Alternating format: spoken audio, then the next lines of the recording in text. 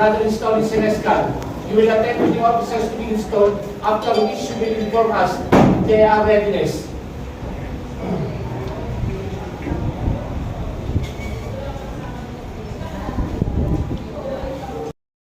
It is with pride that we can say that the pages of our glorious history were written with the blood and sweat of our devoted heroes, and written with the golden pen by our dynamic leaders, both in war and peace.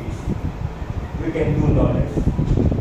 I therefore present the Filipino flag at the altar of our fraternity as a symbol of our willingness to stand behind our country, both in times of adversity and peace, and as a constant reminder of that solemn obligation.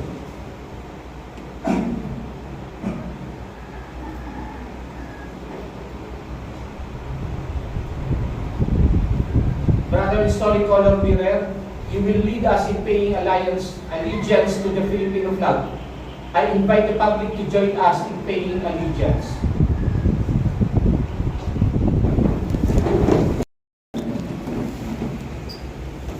Pledge allegiance to the Filipino flag and to the republic for which we stand, one nation under God, indivisible, dedicated to the principle of justice, liberty, and democracy.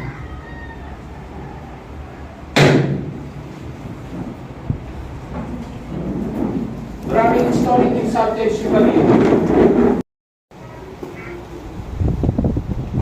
The virtue of chivalry should be practiced timelessly. The unfortunate or the poor needs pity and mercy. The weak needs support and compassion. A woman needs consideration and protection, and everybody needs a just and fair deal. Who among us here will deny that this world will always be a better place to live in, if chivalry is always with us as a way of life? I, therefore, place this rose upon the altar as a symbol of our devotion to the virtue of chivalry, and as a constant reminder to us that we are carrying the name of a noble virtue worthy of emulation.